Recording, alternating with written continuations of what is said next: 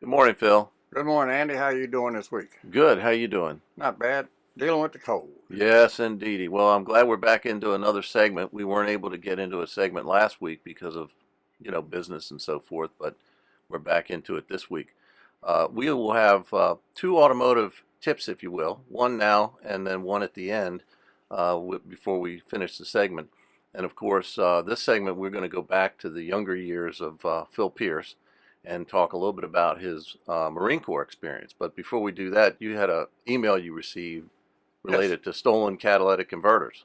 Yeah. So I want to put a bulletin out there to all our customers and listeners that for the last, I know for the last probably 6 months, maybe longer, but it seems to be getting worse. One of my customers sent me an email this morning where her converter was stolen off her car in the middle of the night, and the car is right there in her driveway, and she also has a German Shepherd.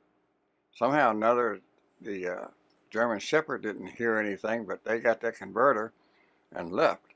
And this is becoming a nuisance for a lot of people with vehicles. And reason for the catalytic converters, what's what they're made of as far as inside of them, a certain metal is a very valuable to these individuals. They're not stealing the cats to go and resell them. They're stealing them to cut them apart and get the metal. So I want to make them aware of that and try to do what you can to protect your vehicles as much as possible. And one thing you might do if you don't have these lights, your car in a lit up area, get these motion lights where if somebody walks up or whatever, the light goes up, comes on, which sometimes, a lot of times, scare them away. So I just want to make the listeners aware of that. And then, like you stated, at the end of their session, we got another bulletin for them. Good, good. Well, just to sort of capstone what you just said, one of the things you highlighted is a motion sensor lighting in your area of your house, and also these cameras. And we're not going to name a particular brand, but they do make Mm-hmm. motion cameras that you can purchase, and it Yes. records things that go on. So, and also one final note on that is that if you do experience that unfortunate circumstance of having your catalytic converter stolen, Precise Auto here in Kensington will assist you in the repairs necessary to bring your car back to being whole. That's correct. Yes. So, excuse me, we have talked a lot about your youth, and you wanted to pick back up talking about your Marine Corps experience. Yes. And I was actually 20, going on probably 21, 20 anyway. Uh, Back then they were drafting individuals to the Army and whatever branch service that they wanted you to put you in. And instead of being drafted, I decided I wanted to go ahead and sign up, enlist.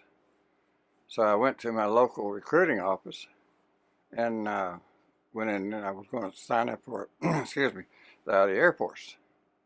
And I went in and signed up with the Air Force.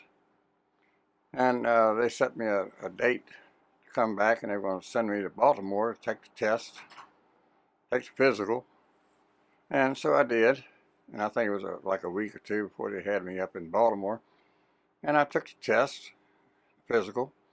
And then after I took that, the recruiting office had me come back in and set me down, told me due to my scores being so high that I'd be a perfect candidate to go into the Marine Corps. So after hearing that and so on and so forth, and at that time I was interested in going in aviation, so I agreed to go ahead and enlist. So uh, I enlisted, went to Baltimore, got to Baltimore on a Friday morning, like 6 o'clock in the morning, and they said that we'd be flying out of Baltimore. We didn't leave Baltimore until 7 o'clock that evening. So I sat there in that airport for 13 hours, put us on an airplane, shipped us to Columbus, Ohio, and from there they got a bus, Greyhound, and bussed us into Parris Island, South Carolina. We got there approximately 4:30 in the morning. And then they do their typical thing, running half a mile to go get a toothbrush, a mile to go back and get your toothpaste, run you another mile back to get your blankets and your PTs and all this Who Struck John. And so you run this base 5 miles to get all your gear. Once you've done run the base back and forth, you go over here another half-mile back, get your shirts, go another mile back, get your pants, get your boots, so on and so forth. And once they got done all that, they took us and put you in line to get a haircut. And we're standing in line there, and, we don't know nothing, scared to death. We were what I call young punks. So anyway, we see these guys come out ahead of us, blood running down their face, down the head. We said, my God, what did they do to you in there? Come to find out later, anybody had moles on the head, they just cut them right off. Just cut them off. Luckily, I didn't have no moles. But anyway, we get on through that, and we go to mess hall for breakfast, which at this time is about 7:30 in the morning. And you haven't had any sleep? None. Mm-hmm. None. So we get in the mess hall, go through the line there, and the drill instructor didn't say that you had to sit in a certain area. So I'm looking around, and I see this young man sitting in there, had a flat top. I'm scalped with the rest of us. We had nothing. So I knew he hadn't been there a while. So I sat there at the table with him and trying to be quiet, having my breakfast. At the same time, I want to find out what's going on and just how bad it is. So I leaned over real quiet and asked him, I said, can you give me any pointers? He just looked at me. So he sat there, continued their breakfast. And I leaned over that table and I said, how bad is it? He still looked at me. So I thought, man, how am I going to get this man to say something? So we continued, finished our breakfast, and he got up before I did, and he come over and leaned down my ear, and he says, let it go in one ear and out the other. I looked at him, go in one ear and out the other. What the heck are you telling me? So anyway, going in through the basic boot camp, we were in there about a week, and they love to march you, and they put us, you got to make your beds tight where you drop a quarter, and if you don't, you go out and they have you marching. While you're out marching, they're tearing up the bunks. So you come back, then you got to find your mattress, you got to find your blankets and sheets and anything else you had. So we get that all square, and they love to march and so on and so forth, and then take you out and they have you do all these exercises. They run you half a mile and then get down and give me 20 bends of thrust, get up, run you another quarter mile, get down and give me 20 push-ups. We've never done none of this stuff in our day, so it's all new to us, and this goes on. And we were in about our third week, and they decided to make me house mouse. House mouse was a person that would make the drill instructor's bunk, because they said one would sleep there, make his coffee, clean his bathroom, and that kind of stuff.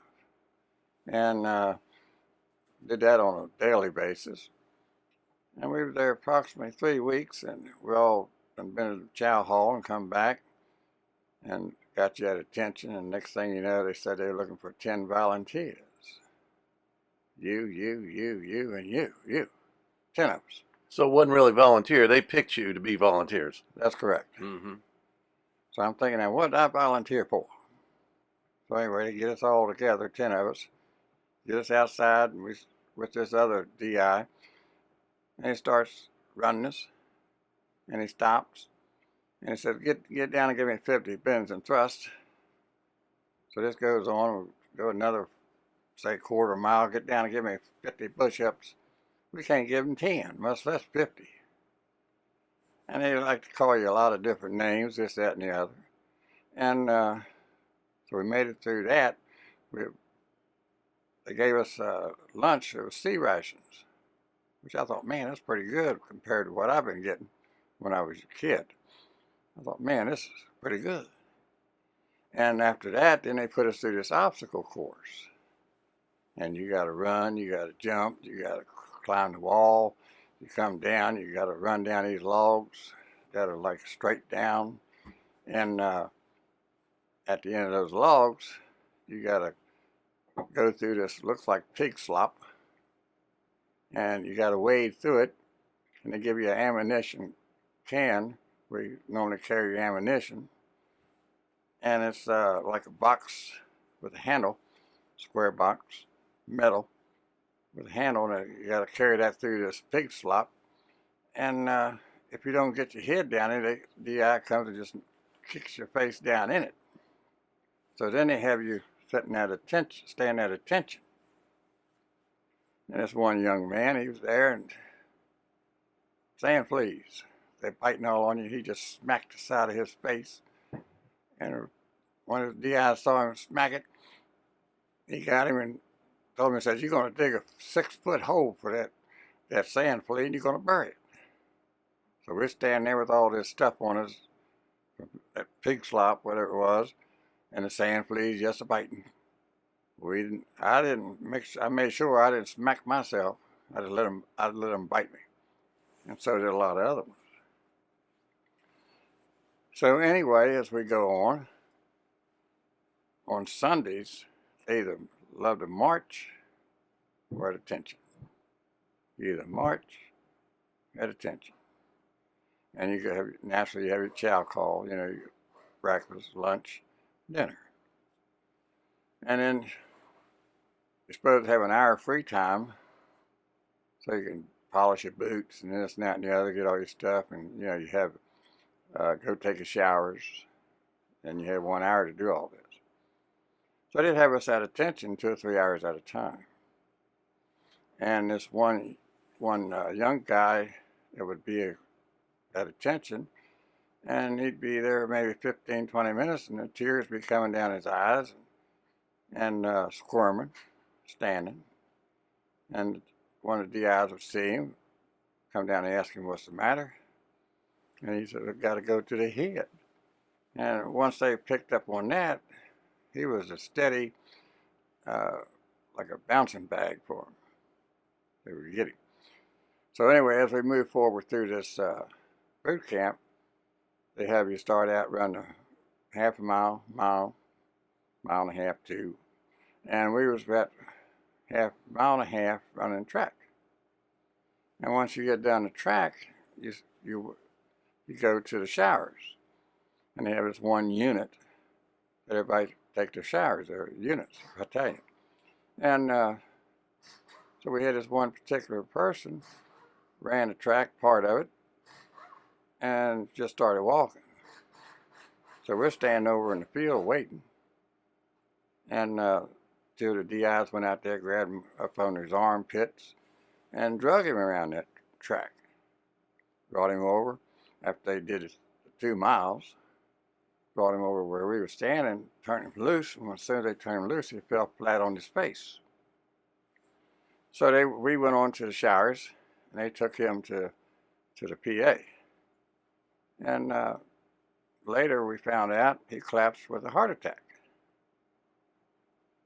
So anyway, we're still going through this boot camp, and normal stuff, exercises, marching, this, that, and the other on a daily basis. And you washed your clothes out there in the one they call it a wash bay, which was one big like fountain water coming through it all the time. About 15, 20 of you could stand there and wash your garments.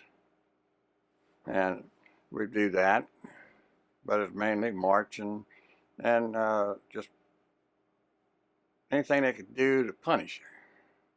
And if you held it, when you got to hold that M16, a rifle, if you didn't hold it just right, they'd come and bend your finger back like to break it.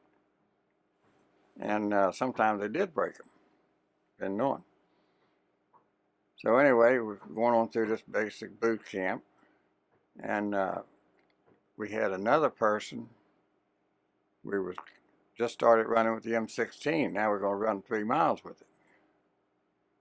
And we had another another recruit, didn't run that whole 3 miles with that M16. And it was almost like the first scenario with the first individual. And they went out there and got him and ran him around and drug him. And then we went over, when they came out to the field track, they went over towards the showers. Just drug him on over there, and we followed. And they got him in a laying down position. Had his arm and leg, one of them did. The other one had his arm and leg, and got him on a swinging like he's swinging him, and threw him right through that door. And this building is the size of a unit, and very long, but all the floor is just wet from the showers. And they had those old radiator type heaters. And he slid all the way down to the other end of that building room, busted his head wide open. Needless to say what happened to him. We knew what happened. So anyway, that was strike number 2. And then as we were going on through the boot camp every Sunday, that young man that would be standing there at attention and couldn't hold himself, and tears coming down his throat, down his face, and the DIs, they would get on him, talk a lot of trash to him, and this went on every Sunday. And in this one particular Sunday evening, we had all 3 DIs there. And we knew that was unusual to have a senior. Normally you have 1, maybe 2. Well, on this particular Sunday, we had 3. And so these tears coming down his face, all 3 of them come down there and start riding him about what's he crying about, what's the matter, private, and this, that, and the other. And he kept telling me he's got to go to the bathroom, and oh, you got to go to the bathroom, do you, private? And yeah, I got to go, this kind of stuff. And this went on and on. Then they got him in front of the desk, and they hollered at him as loud as they could for about 3 hours. Things they said, I couldn't say it over the air. And then they took him out of there. Nobody knew what happened. Where he went, nothing. And then this one particular morning, I had a headache. I went up to the senior drill DI, and I asked him for a pink slip to go to sick bay.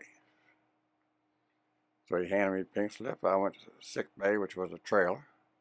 Walk in the door, and they had a window, plastic window, where a lady was sitting behind it. You give her the pink slip, you turn around, you sit down in the chair and wait. So I gave her the pink slip. I turn around, I see this young fella sitting there. And I went over and sat down next to him and was trying to talk to him. And as I was talking, he was just moving around. He didn't know who he was, where he was at. And I took a good look at him, and I thought, man. And I just couldn't believe what I was seeing. So anyway, we may want to continue this for the next session, if we go over the timeline. Yeah, excuse me. Yeah, I think that we're approaching, our 20-minute mark, and we want to put that additional Yes. information in about auto repair and so forth. But I'm sure our listeners are going to be anxious to hear strike number 3, Yes. which gave rise to a very interesting outcome for you. Yes. So we'll pick that back up at the next segment. And in the meantime, our listeners will see that we were standing in front of a rack of batteries. And you wanted to talk a little bit about that before we sign off for the day. Yeah, the reason we stood in front of the batteries, with the weather as cold as it is, this is the time of the year that with these cold snaps, as cold as it's been, the batteries will go bad due to cells are weak. And any real cold snap will take out a battery. So my recommendation there, whenever you possible, to keep this from happening, as far as not be able to start the vehicle, just come by and we can do a load test, check the battery. It takes about 15 minutes, and this way you don't have the situation where you will get up one morning and walk out to your vehicle and it won't start. Okay. Well, thank you, Phil, for your insights today. Well, my pleasure. And we appreciate you listening. Please comment, like, and subscribe, and we'll have another segment in the near future. Have a great day. You too.